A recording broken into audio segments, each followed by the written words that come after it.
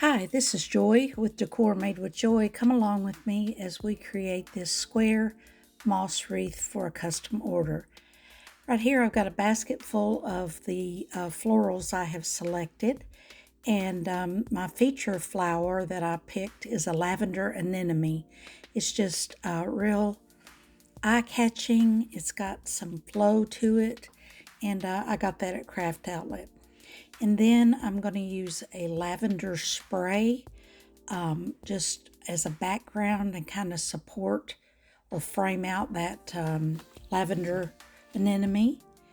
And then I'm also picked out sage as my secondary color, and I'm going to use some sage rose leaves that are going to create a background and layer some greenery.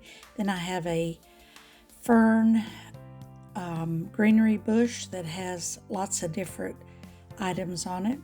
Next, you're looking at my ribbon, which is I have a 4-inch Ferris silk that I got at Decorator Crafts, and another Ferris silk ribbon to bring in that lavender, and then some deep purple to kind of create a little contrast there.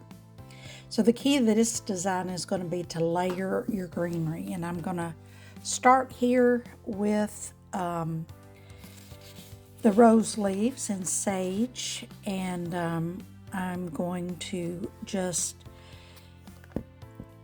cut off the stem at an appropriate length, dip that in some glue, and stick that down in. You can either stick it right down in the frame of the square moss wreath, or you can attach a piece of floral foam and build everything out from there. So I got those square frames from Chasing Door Decor. I went back to reorder, and she was out, and the Front Porch by Deb also has those, so I have 4 more coming. So here we go, just putting in that sage rose leaves all through the perimeter so that you end up filling up that inside area of your square moss wreath, because that's going to be the frame or frame and support of your florals. So layering that greenery becomes crucial. And so the next step is to going in with the pieces of fern, and I trim those off camera so that you don't have to wait for me to insert.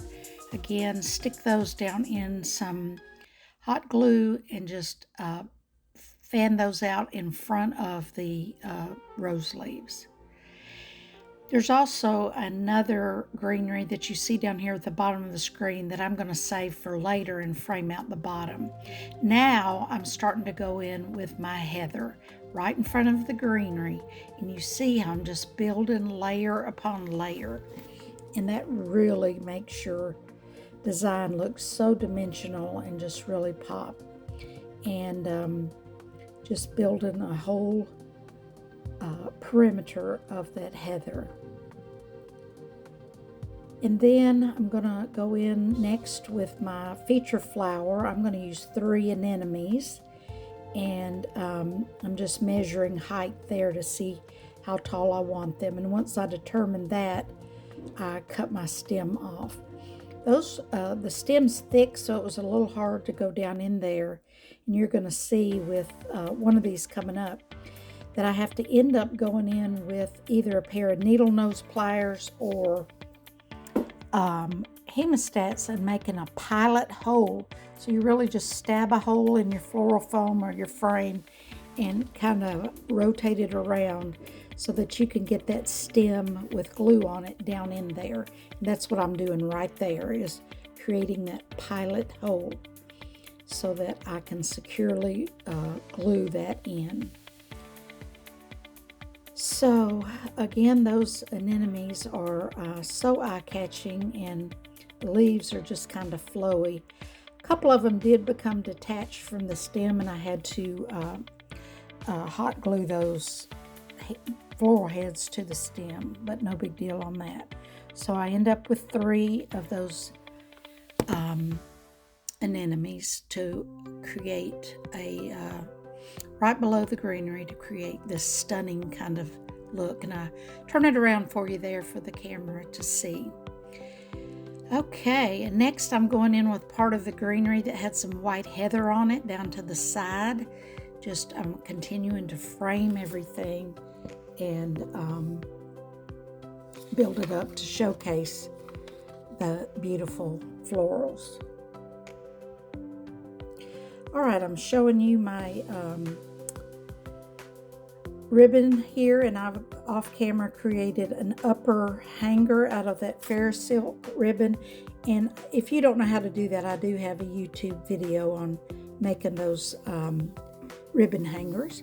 Now I am going to make the lower bows, and I'm going to do one loop bows, 2 of those, and put them together where it looks like a single bow.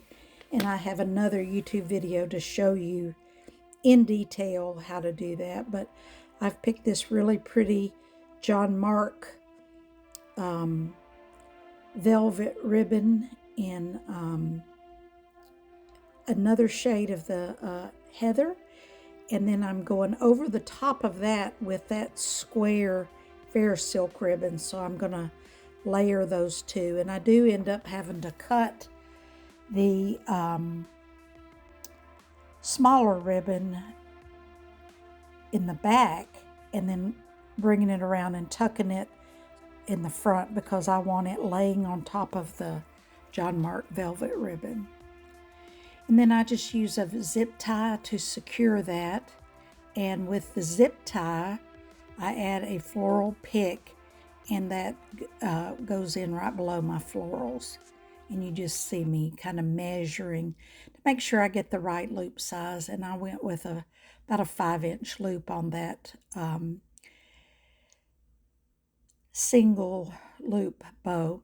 Those single loop bows that become one solid bow look are kind of odd, and but they really create a pretty look. And if you don't know how to do those, watch that separate video where I go slow and explain all that. So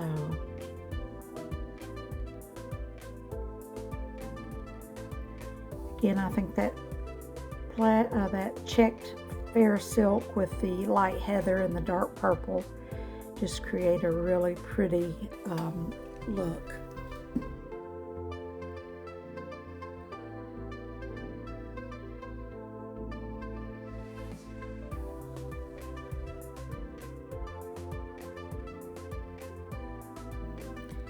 I'm just looking around for zip ties and manipulating, trying to get that just right.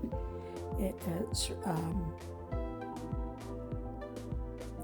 and trying to determine tail length, which is hard. I always go too long and then I end up cutting off later in that waist ribbon, but I'd rather do that than get it too short.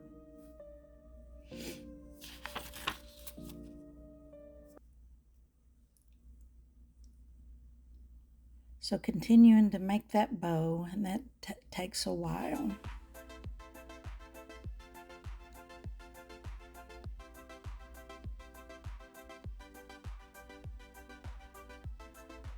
And I don't get the best camera angle here for you to watch all that, but you'll see it later. I do insert the one loop bow right below the anemones. But I do leave a little gap in there because I'm going in there with another floral in just a minute. So I cut off the zip tie, leaving about 1/2 inch or 1 inch so that I can insert a steel pick on top of that. Now I'm starting to make my second single bow that will become the look of single loop bow that will become like a double, one on each side. They just are inserted right together and they end up looking like a single bow. I only tend to do that type bow on a moss wreath, although I'm sure there are other applications I have not thought of. So I'll just be quiet as you watch me make this other side of the bow.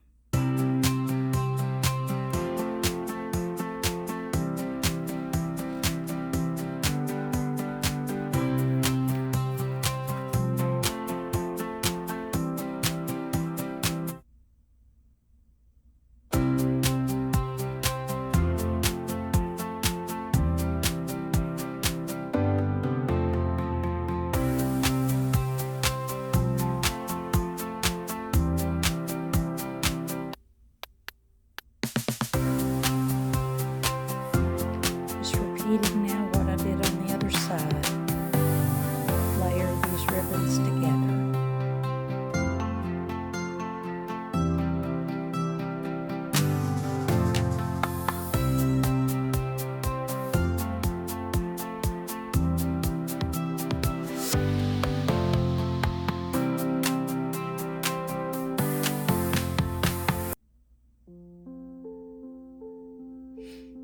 Cutting that plaid ribbon off in the back so that I can go up under the little tail and layer it on top of the John Mark velvet ribbon.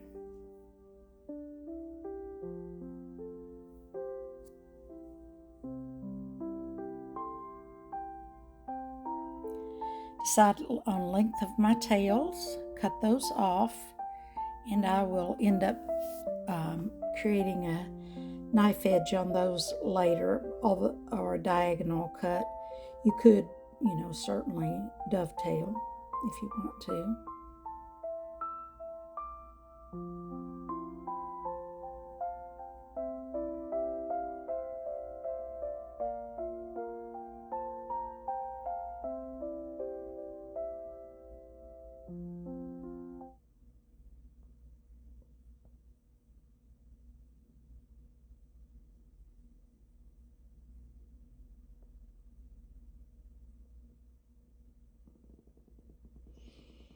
Now I'm just zip tying those ribbons together. You could use floral wire, you could use a chenille stem, whatever you prefer. I kind of like the zip tie for this because you can add the steel pick, or you can get a wooden pick off of Amazon if you don't have a steel pick machine to insert those single loop bows on either side. Now it's just a matter of fluffing those ribbon. Now you see I'm coming in with a mini star flower bush to go under the anemone, between the anemone and the flowers. And that's just in a slightly different shade of lavender, which I think creates quite a bit of depth.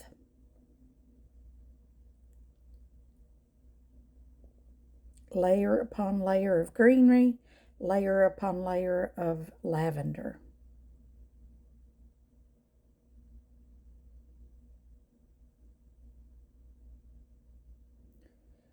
And I think these square moss wreaths end up looking really high-end. I mean, we certainly all love a bargain, but you get a lot of product in this, and you're not going to get a $60 wreath with a square moss wreath. You're going to have luxury on your front door, and it's going to look different than those mass-produced mesh wreaths.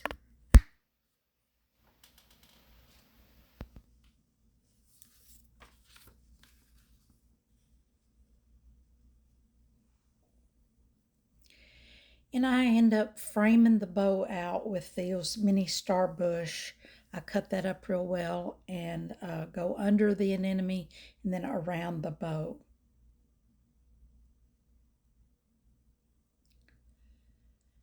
Then I'm going to go underneath that bow with a row of some greenery that's left over from that one single fern bush. It's a different type of greenery, and I just always on my square moss wreaths, I create a row of greenery at the bottom. In this case, it kind of helps give you some support for your bow. It also finishes off that look, makes it a cohesive looking. And then I add some of that white heather in there just for another color, just for more dimension.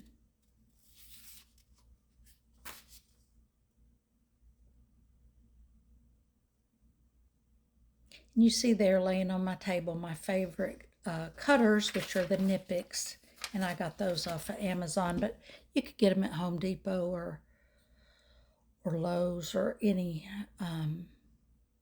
hardware store. Those are spring-loaded. I really like them.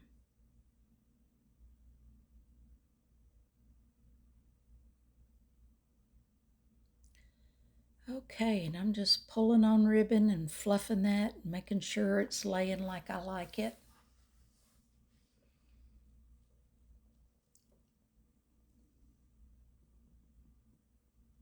As you can see, all of this just creates a perfect backdrop and frame for your primary flower, which is that anemone.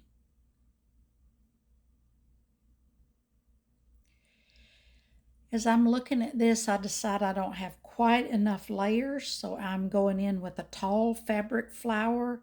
It's a eucalyptus spray and a lavender for that final depth and layering, and I just think it finishes it off so nicely. I insert 3 pieces of that and then just fan them out, and they've got a little bit of white on it, which I also really like.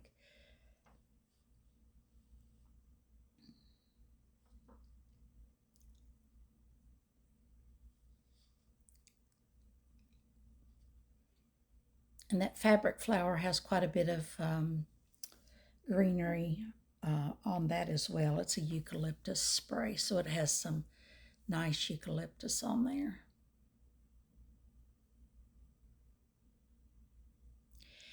And I've got some thin John Mark velvet that I'm going to cut off a piece and cover up my zip tie on my hanger up at the top just to finish that off.